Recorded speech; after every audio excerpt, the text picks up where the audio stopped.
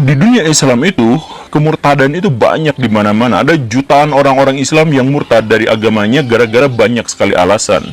Tetapi ustadz-ustadz, ulama-ulama dan sebagainya, banyak di antara mereka yang malah memberitakan hal yang sebaliknya.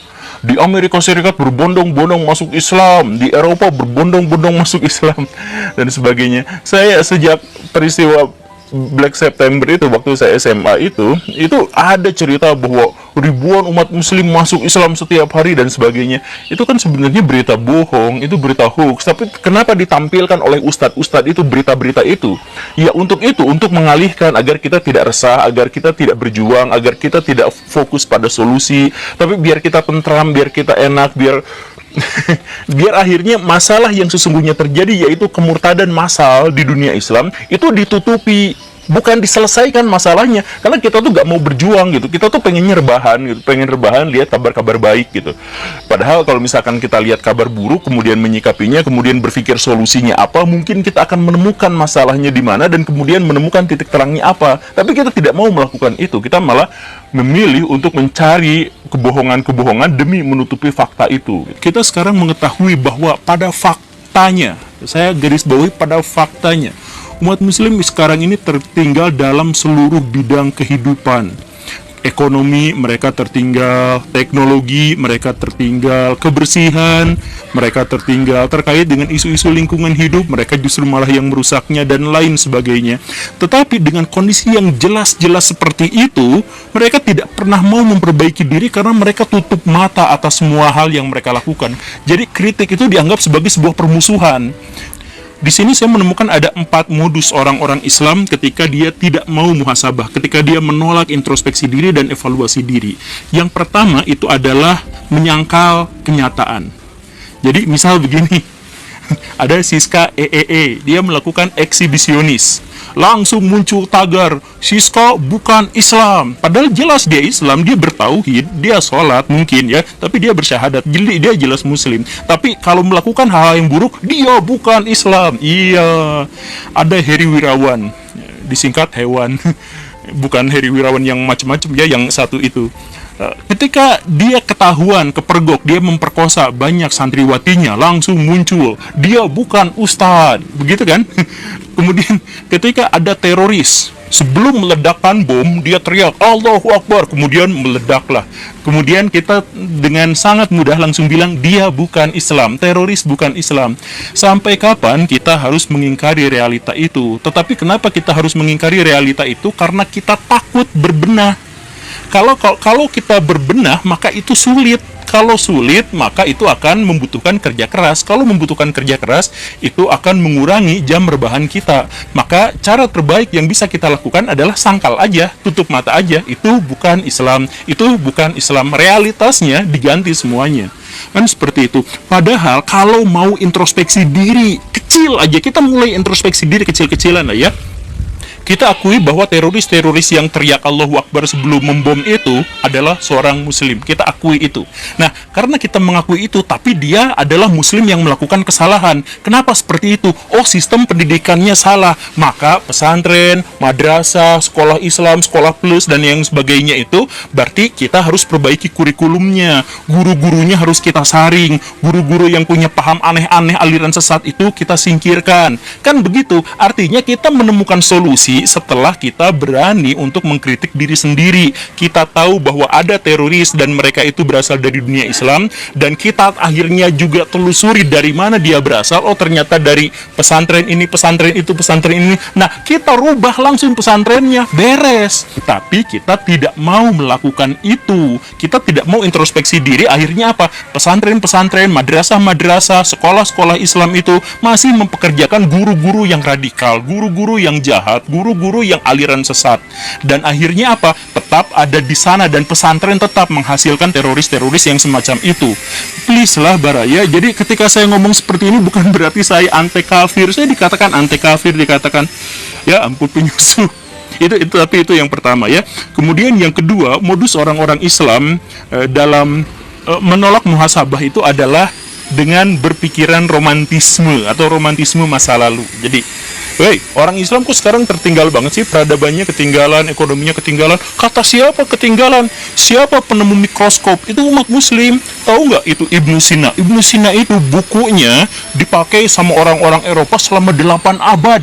Tahu nggak Ibnu Rus? Ibnu Rus itu adalah jembatan yang menghubungkan peradaban kuno ke peradaban Eropa. Renaissance itu gara-gara Ibnu Rus. Nah, terus aja kita tuh romantisme masa lalu gitu. Kita berpikir tentang masa lalu bahwa ini maju, ini maju. Saking kita berpikirnya tentang masa lalu, sampai saking kitanya romantisme, kita misalkan ketika ditanya tentang cryptocurrency, bagaimana itu hukumnya, atau teknologi blockchain itu gimana ceritanya, maka menurut Imam Al-Ghazali, menurut Imam Al-Mawardi, menurut bla bla dan sebagainya. Jadi ulama 1000 tahun yang lalu dipakai sama pendapat-pendapatnya digunakan sebagai rujukan untuk ekonomi zaman sekarang.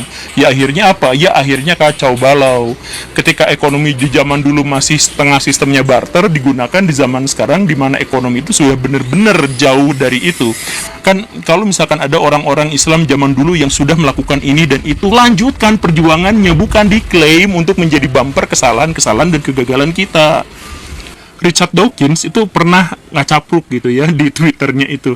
Dia bilang, atau siapa gitu, ilmuwan siapa saya lupa, tapi kayaknya sih dia pernah bilang bahwa orang-orang Islam sekarang itu yang jumlahnya hampir 2 miliar itu, sumbangsi terhadap peradaban dunia modern itu hanya sama seperti satu fakultas di universitas di Amerika Serikat.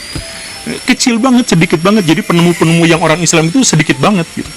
Nah, tetapi kalaupun saya sebutkan fakta seperti itu, maka orang-orang Islam akan mengatakan seperti itu. Kata siapa seperti itu? Itu penemu 4G itu orang Islam. Padahal bohong ya, hoax itu ya. Kemudian kata siapa miskin itu Dubai, Qatar itu kaya-kaya semuanya. Jadi kita itu selalu aja menutup mata kita, menutup pikiran kita, dan kemudian mengalihkan pada kenyataan-kenyataan palsu. Dubai kaya memang iya, tetapi mereka kaya itu gara-gara teknologi orang-orang non-Islam. Qatar itu juga kaya karena investasi dari orang-orang non-Islam. Sedangkan mereka menjadi kaya itu gara-gara sumber daya yang sebentar lagi akan habis. Sumber daya alam yang dimaksud itu apa? Minyak bumi yang sekarang menjadi masalah terbesar bagi lingkungan hidup. Kan seperti itu. Jadi pakai minyaknya aja zaman sekarang itu udah haram karena dia merusak lingkungan. Malah dibangga-banggain. Makanya gimana caranya supaya umat muslim itu berpikir untuk masa depan, bikin energi ramah lingkungan biar tidak terjadi kerusakan di muka bumi, biar tidak terjadi kerusakan di daratan dan di lautan. Kan itu tugas orang-orang Islam. Tetapi kenapa malah tutup mata dari situ? Saking takutnya untuk evaluasi diri, untuk mengkritik diri, untuk muhasabah diri, kita bikin metaverse di dunia hayalan kita itu, bikin fata morgana bahwa semuanya baik-baik saja, orang Islam itu baik-baik, maju-maju, dan ya hal-hal yang semacam itu. Kemudian alasan atau modus yang berikutnya yang membuat orang-orang Islam itu tidak pernah mau untuk muhasabah itu adalah sorga. Jadi orang-orang Islam kalau misalkan ditanya, kenapa sih kamu teh miskin, kenapa nggak bisa membantu fakir miskin, kenapa orang-orang di Afrika itu diterlantarkan dan sebagainya, maka orang-orang Islam itu pasti biasanya akan menjawab seperti ini, ya gak apa-apalah, kan yang paling penting mah hidup tuh di sorga, yang paling penting itu kita selamat di akhirat, gak apa-apa sekarang kita kondisinya seperti ini, yang penting di akhirat selamat. Ya gimana akhiratnya bisa selamat kalau Baraya mikirnya kayak gitu? Jadi gini Baraya, dalam Islam itu, akhirat itu adalah konsekuensi dari dunia. Jadi kalau Baraya di dunianya balangsak, maka di akhirat pun akan melakukan hal yang sama atau mengalami hal yang sama. Kan misalkan begini, untuk bisa sampai ke sorga, maka Baraya harus menyelamatkan fakir miskin. Kalau Baraya miskin, Baraya tidak bisa menyelamatkan fakir miskin, Baraya justru jadi beban, kan begitu. Kalau Baraya misalkan teknologinya tertinggal, maka Baraya gak bisa bikin apa-apa. Bahkan bikin masjid pun, itu arsiteknya, ilmunya, toaknya, kubahnya, semuanya kan bikin non-muslim. Jadi buat sholat aja tergantung sama orang-orang non-muslim. Baraya mikir nggak gimana ceritanya bisa masuk surga kalau ibadah harian saja tergantung pada non-muslim. Gimana kalau non-muslimnya marah-marah, nggak akan kasih teknologi ke orang-orang Islam, misalkan seperti itu. Kan Kan kita harusnya mikir ke arah sana bahwa akhirat itu adalah konsekuensi dari kehidupan dunia. Jadi kalau kehidupannya balangsak, jangan kemudian kita menyatakan dengan sok banget luar biasanya, dengan langsung mengkapling surga, yang penting di akhirat selamat. Tapi itulah yang sering digunakan oleh orang-orang Islam, mencari-cari alasan dari alasan-alasan yang gaib, yang tidak bisa dibuktikan. Itu. Kemudian modus keempat orang-orang Islam untuk tidak mau muhasabah itu adalah dengan menyalahkan pihak lain. Ini konspirasi Yahudi. Kenapa orang-orang Islam sekarang miskin? Oh, itu karena Amerika Serikat. Oh, itu karena Cina. Itu wah, luar biasa itu jahatnya. Itu karena, ya terus aja nyalahin pihak lain gitu. Selalu menyalahkan pihak yang lain.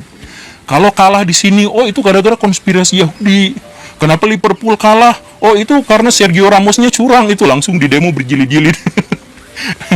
Kenapa berzina? Oh, karena ada bisikan setan. Ya gak bisa kayak gitu atau baraya. Kalau misalkan kita terus-terusan menyalahkan pihak lain, kita tidak akan bisa memperbaiki diri. Bahwa pada faktanya ada pihak lain yang membuat kita kalah, itu memang wajar, itu memang benar. Kalau main catur misalkan, kemudian si pihak lawan itu mau mengalahkan kita, ya kan wajar. Jadi kita nggak bisa nyalahin si lawannya itu. Yang harus kita salahkan adalah kenapa kita salah melangkah, kan begitu.